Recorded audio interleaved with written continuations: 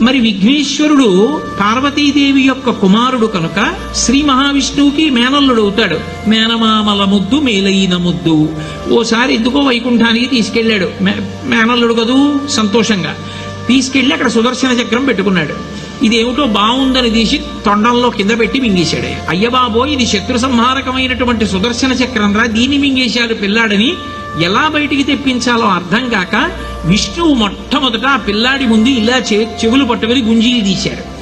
గుంజీలు తీస్తే మామయ్య అదేమిటి అంత విచిత్రంగా కిందకి మీదకి ఊగుతున్నామని పడిపడి పకపకా నవ్వాడు. ఆ నవ్వడంలో పొలమారి లోపల ఉన్న సుదర్శన చక్రాన్ని పైకి కక్కాడు. పైకి కక్కడానికి విష్ణువుకి సాధనంగా ఆనాడు గుంజీలు తీశాడు కనుక ఎవరు గుంజీలు తీస్తారో వాళ్ళని చూసి సంతోషించి అనుగ్రహిస్తూ ఉంటాడు. ఇప్పటికీ మీరు పాండిచేరి వెడితే పాండిచేరి రోడ్డు అంతా కూడా గుంజీలు తీస్తూనే కనపడతారు మీకు. విఘ్నేశ్వరుడి యొక్క పూజ అంత తేలిక.